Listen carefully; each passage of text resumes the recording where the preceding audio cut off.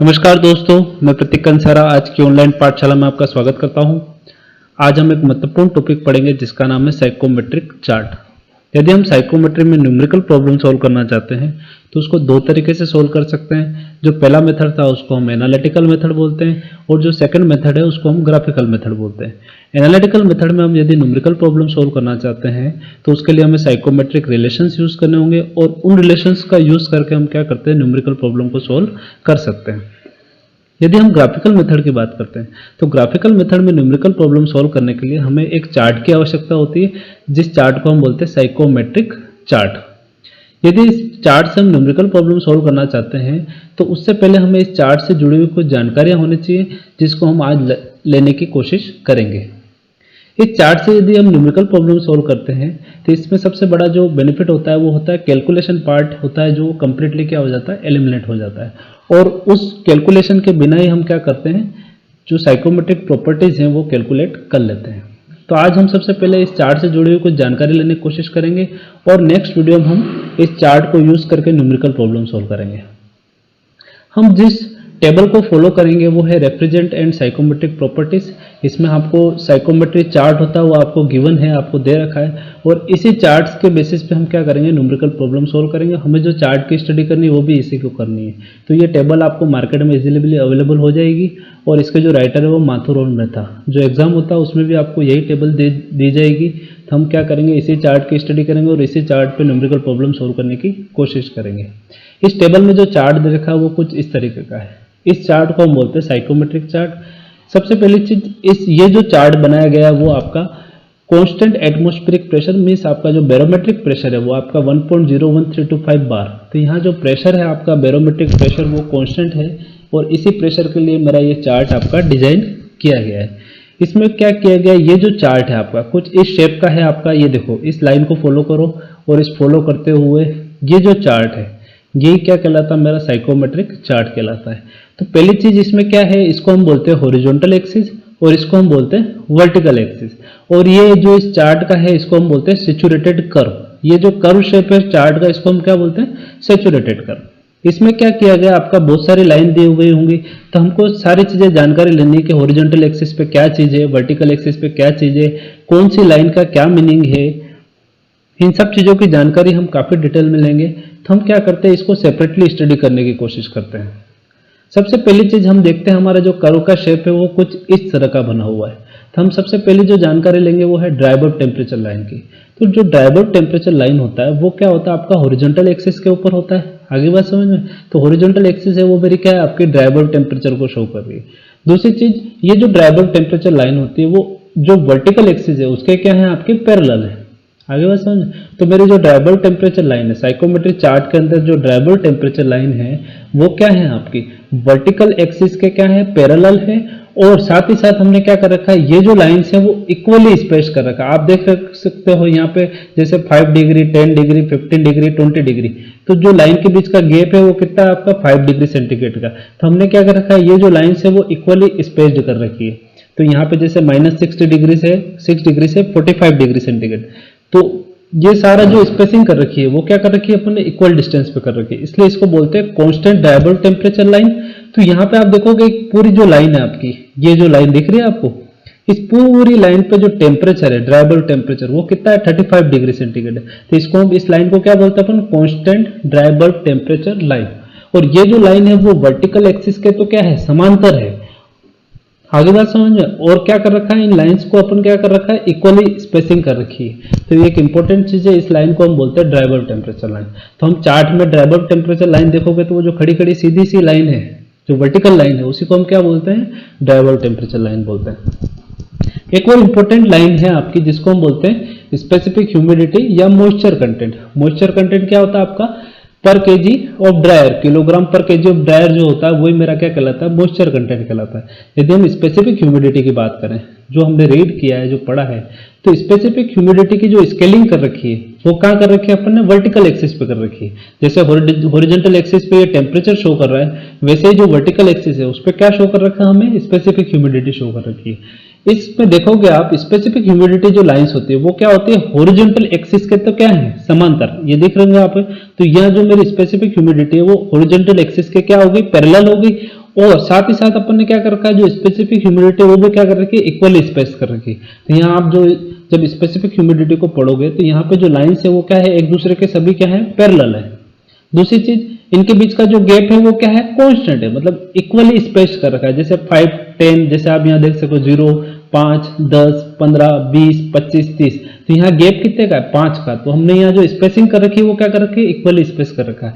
यदि मैं इस लाइन पे कहीं भी मुझे स्पेसिफिक ह्यूमिडिटी रीड करनी है, तो जो इस लाइन पे पूरी स्पेसिफिक ह्यूमिडिटी रीड करने के लिए मुझे कहाँ आना पड़ेगा, इधर आना पड़ेगा, इस फॉलो करते हुए जैसे 10। तो इस पूरी लाइन पे जो स्पेसिफिक ह्यूमिडिटी होगी वो क्या रहेगी, कांस्टेंट रहेगी, इसलिए इसको बोलते हैं कांस्टेंट स्पेसिफिक ह्यूमिडिटी लाइन। और जो स्पेसिफिक ह्यूमिडिटी लाइन होती है वो क्या होती है, हॉरिजॉन्टल होती है, बट हॉरिजॉन्टल एक्सिस के क्या होती है, पैरेलल होती है। ये भी चीज समझो, आगे बात समझो। और साथ ही साथ इनको क्या कर रखा है हमने, इक्वली स्पेस कर रखा है। हम सारी लाइंस को सेपरेटली पढ़ेंगे और फिर उनको कंबाइंड भी एक बार देखने की कोशिश करेंगे। तो जो मेरी नेक्स्ट लाइन है वो है ड्यू पॉइंट टेम्परेचर लाइन। ये जो लाइन है वो मुझे डायग्राम में शो नहीं कर रखी है। ये लाइन जो सिंपली हमें एक बार इसका आइडिया लेना है कि ड्यू पॉइंट टेम्परेचर लाइन किस तरीके से चलती है।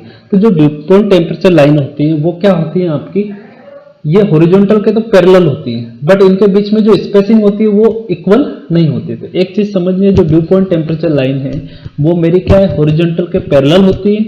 ये आप देख सकते हो, ये जो हॉरिजॉन्टल एक्सिस है उसके क्या है, ये पैरेलल है। बट इनकी जो स्पेसिंग है देखो 5, 15 और 25, जो गैप है वो क्या है, काफी ज्यादा है। आगे बात समझ, तो इनकी जो स्पेसिंग है वो इक्वली नहीं कर रखी। ऐसी लाइन को हम क्या बोलते हैं, ड्यू पॉइंट टेम्परेचर लाइन बोलते हैं। और ड्यू पॉइंट टेम्परेचर स्केल कहां पर है, जैसे इसकी ये ड्राई बल्ब टेम्परेचर की स्केल है, यहाँ जो वर्टिकल है वो स्केल कौन सी है, स्पेसिफिक ह्यूमिडिटी। इसकी स्केल कहां मिलेगी, इसकी स्केल मिलेगी हमें सैचुरेटेड कर्व पे। आप सैचुरेटेड कर्व को देखोगे तो सैचुरेटेड कर्व पे हमें क्या मिलेगा, ड्यू पॉइंट टेम्परेचर और वेट बल्ब टेम्परेचर की स्केल भी मिलेगी साथ साथ, जिस पे लिखा होगा 5 डिग्री, 10 डिग्री, 15 डिग्री, 25 डिग्री। तो ऐसी स्केल को हम बोलते हैं वेट बल्ब टेम्परेचर स्केल या ड्यू पॉइंट टेम्परेचर स्केल। पर ड्यू पॉइंट टेम्परेचर को कैसे रीड करते हैं, parallel to horizontal axis, parallel to horizontal axis. आगे बात समझ में। तीसरा इंपॉर्टेंट पैरामीटर है वो वेट बल्ब टेम्परेचर है। वेट बल्ब टेम्परेचर क्या कहलाता है आपका, जो वेट बल्ब टेम्परेचर लाइन है आपकी, वेट बल्ब टेम्परेचर लाइन को हम इसको बोलते हैं इंक्लाइन लाइन्स। क्या बोलते हैं, इंक्लाइन लाइन। तो इस साइकोमेट्रिक चार्ट के अंदर जो इंक्लाइन लाइन है वही क्या है, मेरी वेट बल्ब टेम्परेचर लाइन है। साथ ही साथ इनकी जो स्पेसिंग है वो अनइक्वल स्पेसिंग है। आप देखोगे यहाँ और इसके बीच का गैप और इसके बीच का गैप में क्या है, फर्क है। तो इनकी जो स्पेसिंग की गई है वो क्या है, अनइक्वली स्पेस किया गया है। इसको हम क्या बोलते हैं, इंक्लाइन लाइन बोलते हैं। वेट बल्ब टेम्परेचर रीड करने के लिए हमें क्या होता है, जो डायग्राम हमें दे रखा है, जो डायग्राम हम रीड करेंगे, साइकोमेट्रिक चार्ट जो हमारे पास अवेलेबल है, उसमें क्या है आपकी एंथैल्पी लाइन है। उस एंथैल्पी लाइन के क्या करना है, हमें पैरेलल लाइन को ड्रॉ करना है और उस लाइन को फॉलो करते हुए कर्व को क्या करना है, सैचुरेटेड करवाना है। तो जहां सैचुरेटेड पॉइंट है वहीं हमें क्या मिलेगी, वेट बल्ब टेम्परेचर स्केल भी मिलेगी। तो ड्यू पॉइंट टेम्परेचर में तो हम क्या करते हैं, ड्यू पॉइंट टेम्परेचर में तो हम हॉरिजॉन्टल के पैरेलल लाइन खींचेंगे और जहां सैचुरेशन पे जो टेम्परेचर होगा वही क्या कहलाता है, ड्यू पॉइंट टेम्परेचर कहलाता है। और वेट बल्ब टेम्परेचर रीड करने के लिए हम क्या करेंगे, वो जो हमारी एंथैल्पी लाइन है उसको फॉलो करेंगे और जहां पे ड्यू पॉइंट टेम्परेचर, जहां सैचुरेशन कर्व को कट करेगा वही क्या कहलाता है, मेरा वेट बल्ब टेम्परेचर कहलाता है। यदि हम आगे बात करते हैं तो वो मेरी लाइन है आपकी कांस्टेंट एंथैल्पी लाइन। जो मेरी एंथैल्पी लाइन होती है, आप यहां देखोगे हमें एक स्केल दे रखी है, इस स्केल को हम बोलते हैं एंथैल्पी स्केल। जहां यदि मुझे इस एंथैल्पी नोट करनी है तो मैं क्या करूंगा, इसी स्केल को फॉलो करूंगा और मैं एंथैल्पी को रीड करूंगा। तो इसमें क्या होता है, आपकी जो वर्टिकल लाइन्स है आपकी, जो इंक्लाइन लाइन्स हैं, जो इंक्लाइन लाइन्स है वो मेरी क्या कहलाती है, इंक्लाइन लाइन जो है मेरी एंथैल्पी लाइन कहलाती है। और ये जो एंथैल्पी है वो कांस्टेंट और इक्वली स्पेस्ड कर रखी है। आप देखोगे इस पूरी लाइन पे जो एंथैल्पी है वो क्या है, कांस्टेंट है। इस पूरी लाइन पे जो एंथैल्पी है वो क्या है, कांस्टेंट है। और इस पूरे कर्व में ये जो इंक्लाइन लाइन है वो इक्वली स्पेस्ड कर रखी है। आगे समझिए, तो ये जो इंक्लाइन लाइन है वो मेरी क्या कहलाती है, कांस्टेंट एंथैल्पी लाइन कहलाती है। और इस पूरी लाइन के ऊपर जो एंथैल्पी होगी वो मेरी क्या होगी, कांस्टेंट होगी, इसलिए इसको बोलते हैं कांस्टेंट एंथैल्पी लाइंस। आगे बात समझ में।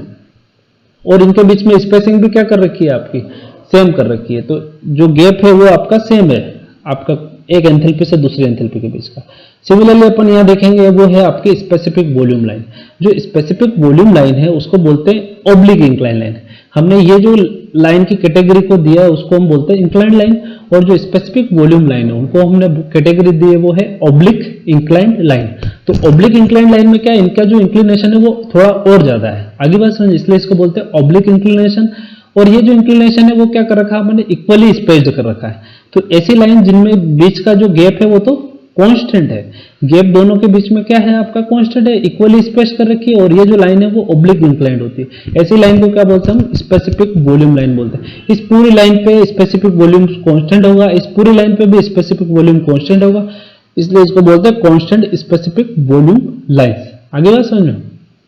एक महत्वपूर्ण लाइन से आपकी वो होती है रिलेटिव ह्यूमिडिटी। हमारा जो ये कर्व है इसको हम बोलते हैं सैचुरेशन कर्व। आपने देखा होगा इस यहाँ जो मेरी स्केल है वो ड्राइबल टेम्परेचर है, यहाँ मेरी स्पेसिफिक ह्यूमिडिटी है, और ये जो कर्व शेप है इसको बोलते हैं हम सैचुरेशन कर्व। इस पे आपको स्केल भी दे रखी है, वो स्केल कौन सी है आपकी, ड्राइबल वेटबल टेम्परेचर और ड्यू पॉइंट टेम्परेचर। आगे बात समझे। और सामने जो आपने एंथैल्पी देखी होगी, यहाँ एंथैल्पी स्केल थी। इस सैचुरेशन कर्व पे जो रिलेटिव ह्यूमिडिटी होती है उसको बोलते हैं हम 100%। यहाँ पे रिलेटिव ह्यूमिडिटी कितनी होती है आपकी, 100% होती है।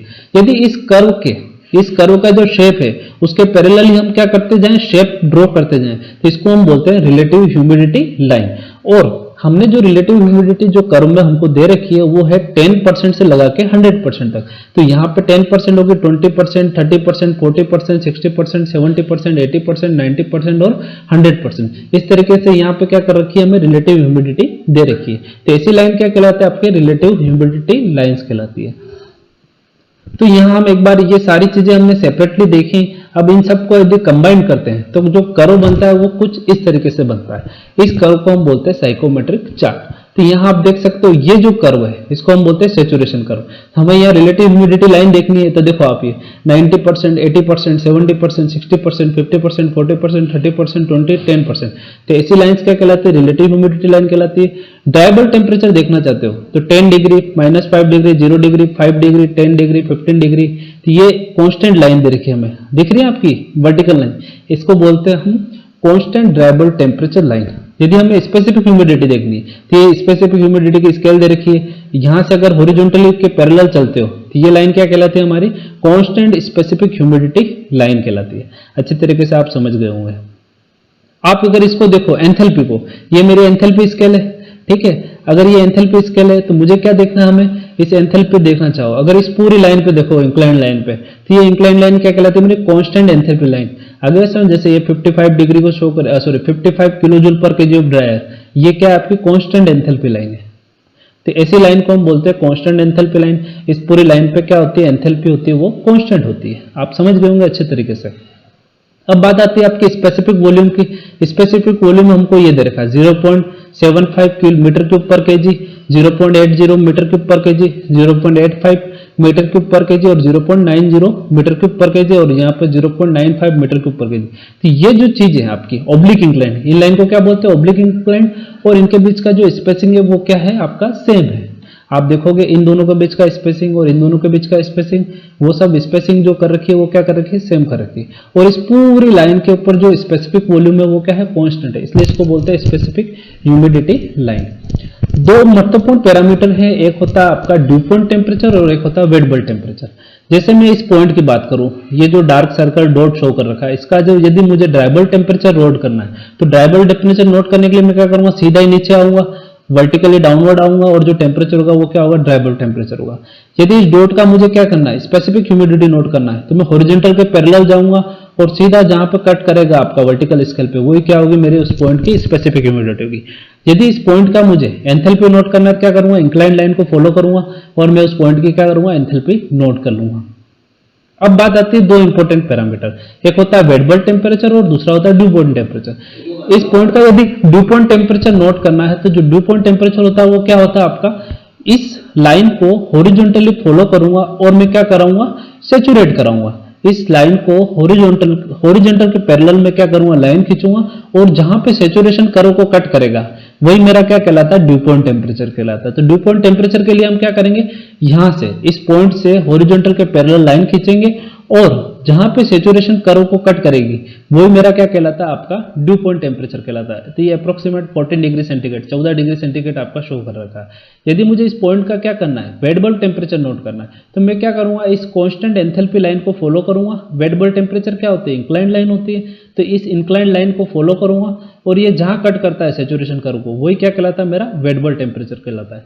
तो आगे हम काफी डिटेल में जानकारी लेंगे कि ये चार्ट है आपका, इस चार्ट को यूज करके हम कैसे न्यूमेरिकल प्रॉब्लम सॉल्व करेंगे और किस तरीके से हम साइकोमेट्रिक प्रॉपर्टीज कैलकुलेट कर सकते हैं। आशा करता हूं आप अच्छे से समझ गए होंगे साइकोमेट्रिक चार्ट क्या होता है और इसका यूज किस तरीके से करना है। धन्यवाद। जय हिंद, जय भारत।